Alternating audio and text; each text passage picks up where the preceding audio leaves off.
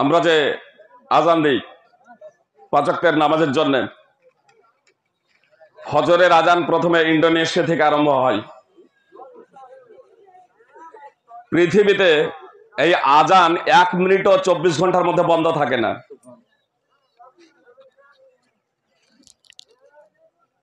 আপনার মিনিটে মিনিটে পরিবর্তন হচ্ছে জায়গা, আজানের সময়ও পরিবর্তন হচ্ছে। পরিশেষে আমেরিকাতে যখন জোহরের আজান যখন হয়, অন্য জায়গায় তখন ফজরের আজান শেষ হয়। আবার তখন ওই জোহরের আজান ধারাবাহিকভাবে চলতেই থাকে। এইভাবে 24 ঘন্টা আজানের ধ্বনি মুখরিত হচ্ছে। ভাইদের কাছে বলবো, উত্তর দিকের গেট দিয়ে আপনারা প্রবেশ করবেন না। ভাইদেরকে বলবো দক্ষিণ দিকের গেট দিয়ে প্রবেশ বের হবেন। যদি কারো একান্ত বের হওয়ার প্রয়োজন আছে, দক্ষিণ দিকের গেট। যদি কেউ বধির হন, সেটা স্বতন্ত্র ব্যাপার। আমরা আজকে যে ঈদের আনন্দ এবং উৎসব পালন করছি, এটা হচ্ছে ঈদ উল আযহা, কুরবানির ঈদ। যদিও প্রতি বছরই এ কুরবানির ঈদ পালিত হয়, শুধু প্রথাগতভাবে 2 রাকাত নামাজ পড়ার নাম ঈদ না। যেমন প্রথাগতভাবে কুরবানি করার নাম, পশু জবাই করার নাম কুরবানি না। পশু জবাই করার মাধ্যম দিয়েও আবার আল্লাহ তাআলার নৈকট্য লাভ কেন? আব্দুল্লাহ ইবনে উমর রাদিয়াল্লাহু তাআলা আনহু সূত্রে হাদিস বর্ণিত আছে, রাসূলুল্লাহ সাল্লাল্লাহু আলাইহি সাল্লাম বলেছেন, উদ্দিবাত ইমরাতুন ফি হিরাতিন হাবাসাতাহা হাত্তা মাতাত জুআ। একজন মহিলাকে শাস্তি দেওয়া হয়েছে একটি বিড়ালের কারণে। যে মহিলাটি বিড়ালটিকে বেঁধে রেখেছিল, অবশেষে ক্ষুধার্ত অবস্থায় বিড়ালটি মৃত্যুবরণ করে। মুহাম্মদ সাল্লাল্লাহু আলাইহি সাল্লাম বলেছেন, ফাদাখালাত ফিহান নার। এই বিড়ালের কারণেই মহিলাটিকে জাহান্নামে যেতে হবে। বিড়ালের কারণেই মহিলাটিকে জাহান্নামে যেতে হবে।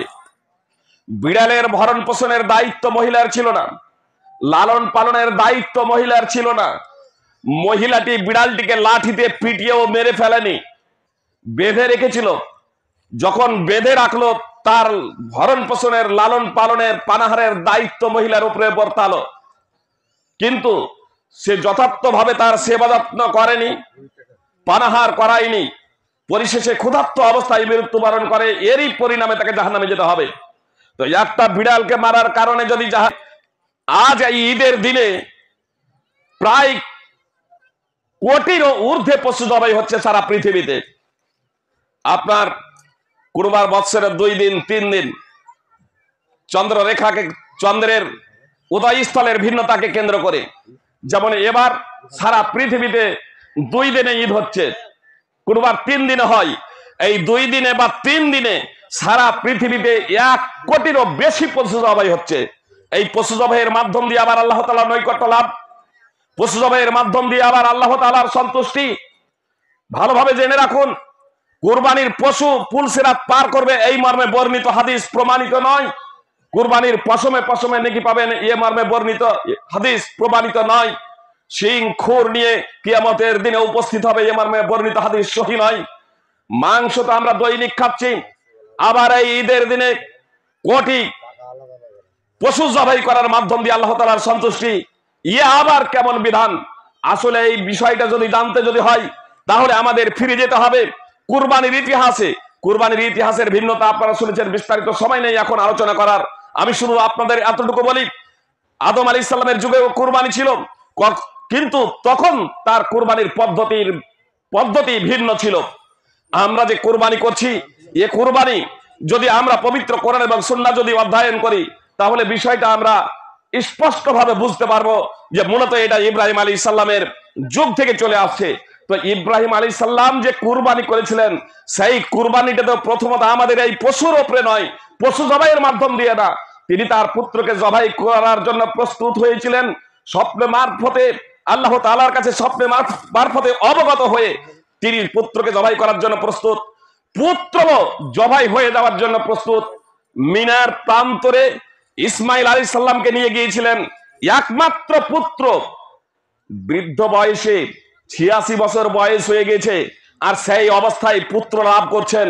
জি, 10 বছর 20 বছর কারো যদি বিয়ে হয়ে যায়, আর যদি সন্তান না হয় তাহলে সে বুঝে সন্তানের মায়া মমতা, আর সেই অবস্থায় কারো যদি সন্তান যদি হয় তাহলে সেই সন্তানের প্রতি কত মায়া মমতা হবে, স্নেহ হবে, এটা একমাত্র যার সন্তান 10-15 বছর হয়নি সেই বুঝে, সেই জানে। তো ইব্রাহিম আলাইহিস সালাম বার্ধক্যে যখন একমাত্র সন্তান লাভ করলেন, ইসহাকের জন্ম হবে, তখন তার সুসংবাদ পাননি, আর সেই অবস্থাতে স্ত্রীও বৃদ্ধা, নিজেও বৃদ্ধ, ওই অবস্থায় সন্তান পেয়েছেন, তাকেই কুরবানি করার জন্য প্রস্তুত। মিনার মাঠে যখন উপস্থিত যখন হলেন জামরায়ে আকবা, যাকে গতকালকে হাজিরা 7টা পাথর মেরেছেন, আবার আজকে মারবেন 3টা জামরাতে 7টা পাথর। এ পাথর মারার ইতিহাস আজকে সেখানে শয়তান দাঁড়িয়ে নেই। আসলে সাইদিন ইবলিশ মানুষের রূপে আবির্ভূত হয়ে ইব্রাহিম আলাইহিস সালামকে কুরবানি দিয়ে বাধা প্রদান করার শত প্রচেষ্টা করেছিল, কিন্তু ইব্রাহিম আলাইহিস সালাম তাকে পাথরের দ্বারা আঘাত করেছিলেন। জামরায়ে আকবাতে প্রথম 7টি, তারপর জামরায়ে উস্তা গেলেন, আবার দেখছেন সেখানে ইবলিশ শয়তান সেখানেও 7টি পাথর নিক্ষেপ করেছিলেন, শয়তানকে 7টি পাথর দ্বারা আঘাত করেছিলেন। অতঃপর নিজের পুত্র ইসমাইল আলাইহিস সালামকে শুইয়ে দিলেন, কাত করে শুইয়ে দিয়েছেন। পিতা জানছেন এখন কুরবানি করছে, একমাত্র পুত্র, পুত্রের মায়া মমতা অবশ্যই হৃদয়ে রয়েছে, কিন্তু আল্লাহ তাআলার বিধানের নিকটে এ সবকিছুই হচ্ছে তুচ্ছ। সুপ্রিয় ভাই এবং বোন, এজন্য ইব্রাহিম আলাইহিস সালাম পুত্রকে শুইয়ে দিয়েছেন, পুত্র জবাই হওয়ার জন্য, কুরবানি হওয়ার জন্য আল্লাহর পথে প্রস্তুত হয়ে গিয়েছেন। যখন ইসমাইল আলাইহিস সালাম শুয়ে গিয়েছেন আর ইব্রাহিম আলাইহিস সালাম জবাই করার জন্য প্রস্তুত, সেই মুহূর্তে ইসমাইল আলাইহিস সালাম বলছেন, আব্বাজান, ইয়া আবাতি ইন্নাহু লাইসা লি সাওবুন তুকাফিরুনি ফিহি গায়রু। আব্বাজান, আমি যে পোশাকটা পরে আছি এই পোশাক ছাড়া তো আর কোনো পোশাক নেই, এজন্য আমার এই পোশাকটা আপনি খুলে রেখে দিন। আমাকে জবাই করার পরে, আমাকে কুরবানি করার পরে এই পোশাক দিয়ে আমাকে কাফন দেবেন, এই পোশাক দিয়ে আমাকে কাফন দেবেন। ফাকলাহু হাত্তা তুকাফিনানি ফি, আপনি এই পোশাকটা খুলে নিন, এই পোশাক দিয়ে আমাকে কাফন দেবেন। ফাআলাজাহু লিয়াখলা, ইব্রাহিম আলাইহিস সালাম যখন পোশাকটা খোলার জন্য প্রস্তুত হচ্ছেন, ফানুদিয়া মিন খালফি, তখন পিছন থেকে আওয়াজ আসছে, আনিয়া ইব্রাহিম কাদ সাদ্দাকতা রুয়া, হে ইব্রাহিম, তুমি তোমার স্বপ্নকে বাস্তবে পরিণত করেছো। আল্লাহ বলছেন, আমি চাইনি তুমি তোমার কলিজার টুকরাকে জবাই করে দাও আমার পথে, আমি চেয়েছি তুমি আমার বিধানের সম্মুখে অন্য কিছুকে প্রাধান্য দাও কিনা। তো তুমি পরীক্ষায় উত্তীর্ণ হয়েছো, তুমি পরীক্ষায় সফল হয়েছো, সেই ধারা আল্লাহ তাআলা পরবর্তীদের জন্য রেখে দিয়েছেন। সূরা সফফাত 37 নম্বর সূরার 102 থেকে 108 নম্বর আয়াত তাফসীর সহ অধ্যয়ন করলে এই বিষয়টি আপনারা বুঝতে পারবেন। তো ইব্রাহিম আলাইহিস সালাম তো প্রথমে ছেলেকে কুরবানি দিতে চেয়েছিলেন, ছেলেকে কুরবানির জন্য প্রস্তুত হয়ে গিয়েছিলেন, ছেলেও প্রস্তুত হয়ে গিয়েছিল। পিছন দিকে ঘুরে দেখছেন একটি সাদা রঙের দুম্বা, সেই দুম্বাকে জবাই করেছিলেন। আর সেই স্মৃতিকে সামনে রেখে আজকে যারা হাজের মাঠে আছেন, মিনার মাঠে আছেন, আজকে সূর্য ঢলার পরে 3টি জামরাতে 7টি করে কঙ্কর নিক্ষেপ করবেন, আবার আগামী কালকে মারবেন, আবার তার পরের দিনও মারবেন। মোট আপনার 4 দিনে, ঈদের দিন সমেত আপনার 70টি পাথর মারেন আপনার 3টা জামরাতে। সেখানে শয়তান দাঁড় হয়ে নাই, প্লেয়ার করে দেওয়া হয়েছে। ইব্রাহিম আলাইহিস সালাম ডাইরেক্ট শয়তানকে মেরেছিলেন, আর সেই প্রতিবিম্ব আজকেও আমাদের করতে হয় যখন আমরা হজ করতে যাই। এর মাধ্যম দিয়ে, এর কারণ হলো যে আমাদের সেই ইতিহাসকে স্মরণ করিয়ে দেওয়া। পশুর গলায় ছুরি চালানোর মাধ্যম দিয়েও আল্লাহ তাআলার সন্তুষ্টি কেন? আসলে বাহ্যিক শুধু পশুর মাংসই নয়, আল্লাহ তাআলার বিধান বাস্তবায়ন করতে গিয়ে, আল্লাহ তাআলার বিধান নিজেদের জীবনে পালন করতে গিয়ে আমরা আমাদের প্রিয় থেকে প্রিয়তম বস্তুকেও আল্লাহ তাআলার পথে কুরবান করে দিতে আমরা দ্বিধাবোধ করব না।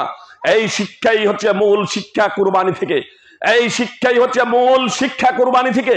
যদি আমরা এই শিক্ষা কুরবানি থেকে গ্রহণ করতে না পারি, তাহলে পশু আপনার শুধু জবাই করলাম, এ পশুর মাধ্যম দিয়ে আল্লাহ তাআলার সন্তুষ্টি বিশেষভাবে অর্জিত হবে, এটা কামনা করা যায় না। আল্লাহ তাআলা বলেন, ইয়াউমা লা ইয়ানফাউ মালুন ওয়ালা বানুন ইল্লা মান আতাল্লাহা বিকলবিন সালিম। সেই দিন, কিয়ামতের দিনে সন্তান সন্ততি ধন সম্পদ কোনো কিছুই কাজে আসবে না। যে এই পার্থিব জগতেও আপনার টাইটানিক জাহাজ পরিদর্শনে পাকিস্তানের 2 জন, ইংল্যান্ডের 2 জন, ফ্রান্সের 1 জন, একটি জাহাজ পৃথিবীর সব থেকে উন্নত মানের 3000 ফুট গভীরে পৌঁছানোর জন্য গিয়েছিলেন। 45 মিনিট পরে সংযোগ বিচ্ছিন্ন। একটা টিকিটের দাম আনন্দবাজার পত্রিকার খবর অনুযায়ী 2 কোটি টাকা, অর্থাৎ পাকিস্তানের বাপ বেটা দিলেন 2 কোটি টাকা, ইংল্যান্ডের 4 কোটি টাকা, ইংল্যান্ডের 4 কোটি, ফ্রান্সের 2 কোটি, একটা টিকিটের দাম 2 কোটি করে। অবশ্য অন্য একটা খবর অনুযায়ী একটা টিকিটের দাম 3 কোটি টাকা। আর তাদেরকে বাঁচানোর জন্য, তাদেরকে উদ্ধারের জন্য আপনার আমেরিকা, ইংল্যান্ড, ফ্রান্স, জাপান আপনার নিজেদের বৈজ্ঞানিক এবং সাবমেরিন সবকিছু নামিয়ে দেওয়ার পরও তাদেরকে আর উদ্ধার করা গেল না। জি, সময় যখন চলে আসবে তখন কেউ তাকে পারবে না, সারা পৃথিবীর মানুষও পারবে না। ওয়া মা তাশাউনা ইল্লা ইয়াশা আল্লাহ। আল্লাহ যা ইচ্ছা করেন তাই হয়। আল্লাহর ইচ্ছার সাথে আমাদের ইচ্ছা মিললে হবে, না মিললে হবে না। সুপ্রিয় ভাই এবং বোন, এটাই হচ্ছে চূড়ান্ত বাস্তব। এজন্য আমরা সদা সর্বদা আল্লাহ তাআলার উপরে আস্থা রাখবো এই কুরবানির মাধ্যম দিয়ে। এটাই আমাদের শিক্ষা নিতে হবে। এই ঈদগাহে আমরা নামাজ পড়লাম, গত ঈদে আমরা ঘোষণা দিয়েছিলাম ওই ঈদগাহে যাব। গতকালকে পর্যন্ত আমরা ঠিক করেছিলাম ওখানেই যাব। আবার সন্ধ্যার পূর্ব মুহূর্তে যখন বৃষ্টি হয়ে গেল ওখানে যাওয়া সম্ভব হলো না। মানুষ একটা চেষ্টা সাধনা করে, জি এই চেষ্টা সাধনা আল্লাহ তাআলার চেষ্টা সাধনের সাথে যখন মিলবে তখনই হবে। আল্লাহর ইচ্ছা ছিল এইবারে এখানে আমরা ঈদের নামাজ পড়ি, এটা আল্লাহর ইচ্ছা। আল্লাহর ইচ্ছাই হচ্ছে চূড়ান্ত। এজন্য আমরা আল্লাহ তাআলার সন্তুষ্টি সদা সর্বদা অর্জনে সচেষ্ট হব। এই বিষয়ে আপনাদেরকে বিশেষ আবেদন জানাচ্ছি যে ঈদগাহে যাচ্ছি, আমরা আগে ঈদের জন্য আপনাদের কাছে চাঁদা সংগ্রহের জন্য যাইনি, তবে আপনাদের কাছে চাঁদা সংগ্রহের জন্য আমরা ঈদগাহের জন্য আপনাদের কাছে যাব। আপনারা যথার্থ পরিমাণে ঈদগাহকে দান করবেন। ঈদগাহের জন্য আপনারা যথার্থ পরিমাণে নিজেদের সম্পদ দেবেন। জি, 2 জন ফেরেশতা প্রত্যেক দিন এই পৃথিবীতে অবতরণ করেন। 2 জন ফেরেশতা প্রত্যেক দিন, রাসূলুল্লাহ সাল্লাল্লাহু আলাইহি ওয়াসাল্লাম বলেছেন 2 জন ফেরেশতা প্রত্যেক দিন। ফেরেশতা তো অনেক অবতরণ করেন, কিন্তু বিশেষ লক্ষ্য এবং উদ্দেশ্য নিয়ে 2 জন ফেরেশতা এই পৃথিবীতে অবতরণ করেন। একজন ফেরেশতা বলেন আল্লাহুম্মা আতি মুনফিকান খালাফা, হে আল্লাহ যারা তোমার পথে যারা খরচ করে, জি স্ত্রী ছেলে মেয়েদের উপরে খরচ করা যেটা দায়িত্ব অর্পিত আছে আপনার উপরে অপরিহার্য, এটাও আল্লাহর পথে খরচ করা। আপনি যদি মনে করেন আল্লাহ তাআলার সন্তুষ্টির জন্য এটা খরচ করছেন, স্ত্রীদের ভরণ পোষণ, সন্তান সন্ততির ভরণ পোষণ করছেন, এটাও আপনার মসজিদ মাদ্রাসা, আপনার ঈদগাহ, আল্লাহ তাআলার পথে জনকল্যাণমূলক খাতে যা কিছু খরচ করবেন সেগুলো সবই হচ্ছে আল্লাহ তাআলার পথে খরচ করা। তো একজন ফেরেশতা দোয়া করেন, হে আল্লাহ তোমার পথে যে খরচ করছে, তোমার পথে যে খরচ করছে তাকে প্রতিদান দাও, তাকে উত্তম বিনিময় দাও, তার প্রতিদান বৃদ্ধি করো। দিন